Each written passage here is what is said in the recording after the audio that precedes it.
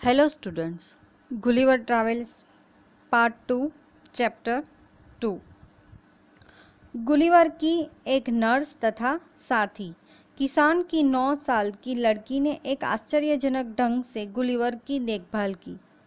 उसके पास एक गुड़िया का पालना था तथा उसने इसे गुलिवर का स्थायी बेड बना दिया। उसने गुलिवर को चूहों से सुरक्षित रखने के लिए पालने को दराज में डाल दिया। उसने उसके लिए कपड़े सिले तथा उसे अपनी लैंग्वेज सिखाई। गुलिवर उसे गुलमडर क्लिट या नर्सेमेड कहकर बुलाता था। किसान को गुलिवर को दिखाने की सलाह। किसान ने गुलिवर के बारे में आपस में बात करनी शुरू कर दी। किसान के दोस्तों में से एक गुलिवर को देखने आया।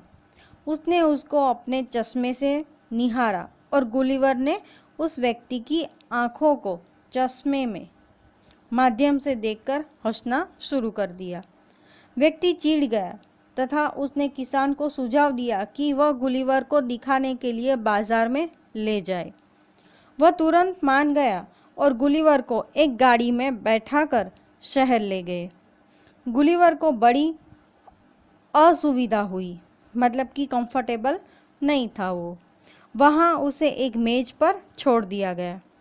उसकी छोटी नर्स एक छोटे स्टूल पर मेज के पास खड़ी हो गई, जिससे वह गुलिवर का ध्यान रख सके। किसान एक बार में गुलिवर को देखने के लिए 30 व्यक्तियों को अनुमति देता था। लड़की के आदेश पर गुलिवर मेज पर चहल कदमी करता था। वह सवाल पूछती और वो जवाब देता था।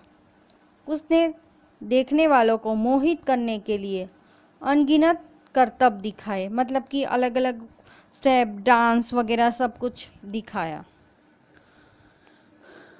गुलिवर की अलग अलग जगहों पर नुमाइश होने लगी। गुलिवर मुसीबत भरी बाजार की यात्रा से पूरी तरह थक चुका था। जब वह किसान के घर पर वापस आया तो उसे पता चला कि उसकी नुमाइश वहाँ भी होनी थी। कई मील से लोग उसे देखने आए। किसान ने उससे बहुत पैसे कमा लिए। उसने सोचा कि गुलिवर उसे बहुत धन दिला सकता है, इसलिए उसने उस राज्य के बड़े बड़े शहरों में ले जाने का निश्चय किया। अब गुलिवर के रूप में एक आर्थिक लाभ होने लगा था किसान को। तो किसान, उसकी पुत्री तथा गुलिवर ने अपनी यात्रा 17 अगस्त 1703 को शुरू की। वे महानगर के लिए खाना हुआ। गिल्मडेक्लिट उनके पीछे गुलिवर को अपनी पीठ में बंधे एक बक्से में डालकर अपनी गोद में रखकर चलती थी। तीनों लोब्रुलग्रुड नामक महानगर में 26 अक्टूबर को पहुंच गए। किसान ने एक कमरा किराए पर ले लिया, जिसमें गुलिवर की नुमाइश के लिए एक मेज भी थी। लेकिन अभी गुलिवर उनकी भाषा समझ सकता था और उसे अच्छे से बोल भी सकता था।